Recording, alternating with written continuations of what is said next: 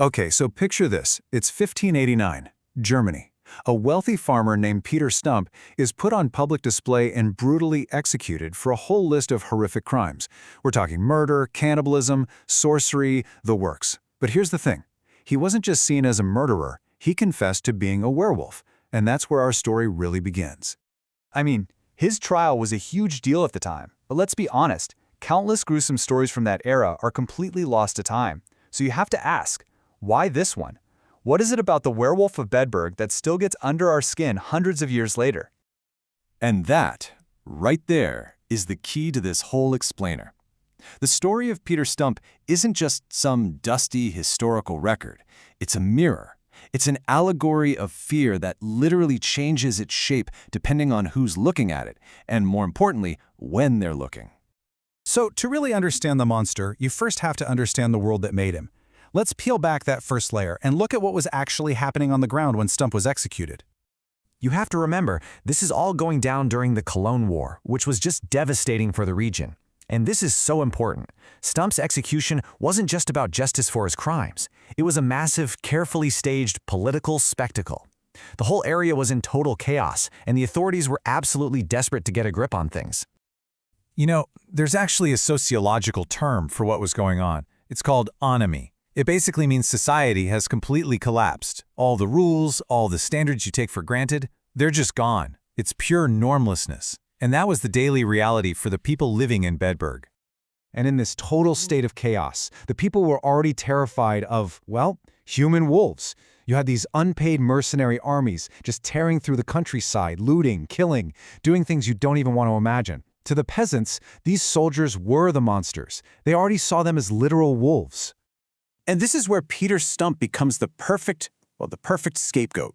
The Catholic authorities could take all of that simmering terror, the fear of the war, the fear of soldiers, the fear of your whole world falling apart, and they could focus it all onto this one guy.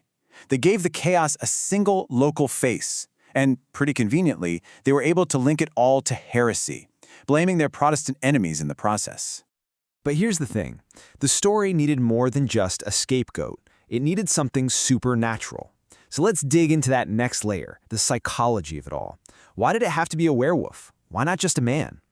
Well, think about it. Put yourself in the villager's shoes. Which is an easier reality to live with? That a magic belt from the devil created a monster that you can hunt down and destroy? Or that your neighbor, a man you knew, a respected farmer, a father, was capable of all this evil on his own?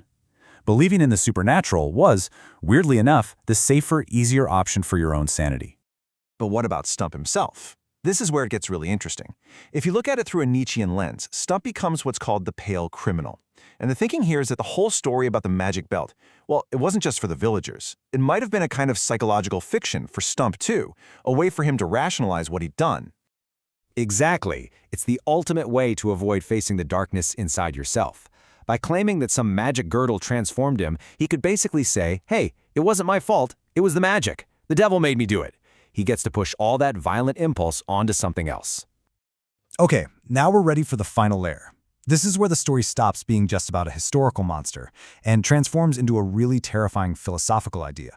And to get this, we have to talk about Nietzsche's concept of the Übermensch, or the Superman.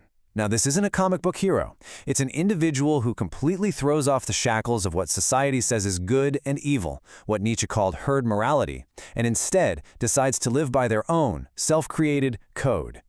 So, from this really radical philosophical viewpoint, Stump wasn't just a criminal. He was someone who looked at the villagers and their rules, their morality, and saw it all as a weakness. He saw their virtue as nothing more than a camouflage for their cowardice, a way to hide from the brutal realities of the world. And this is the wildest interpretation of all. The fear he inspired, it wasn't just about his violence. It was about his freedom.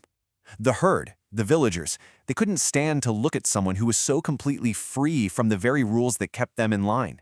He was a walking, breathing symbol of a terrifying possibility. And when you look at it that way, his unbelievably brutal execution starts to look like something else entirely. It's the community violently lashing out and destroying the symbol of that horrifying freedom. By killing the beast, they could all go back to the comfort of their own imprisonment, inside their own moral walls. Okay, so let's pull all these threads together. You've got the historical fear, the psychological fear, and the philosophical fear. This is how the legend of Peter Stump truly becomes that Rorschach's test we talked about, a story that can mean so many wildly different things. So you can see how the story just morphs over time. You can read it as this deep Nietzschean parable about the will to power. Or it can be a straight-up supernatural horror story with alchemy and deals with the devil. Or it can be a cautionary tale about how prejudice and social hysteria can create their own monsters. The werewolf is just a vessel for whatever a particular era fears the most. Which leads us to the most unsettling possibility of them all. After you peel back all those layers, the politics, the psychology, the philosophy, you're left with this one deeply chilling thought. What if there was no magic, no devil? What if the monster is just what the human condition becomes when you subject it to enough trauma and violence? Because if that's true, if the beast of Bedburg is just a reflection of the darkness that war and chaos can unleash inside any of us, then is the horror truly inescapable? And that's the question this 400-year-old story still forces us to ask ourselves today.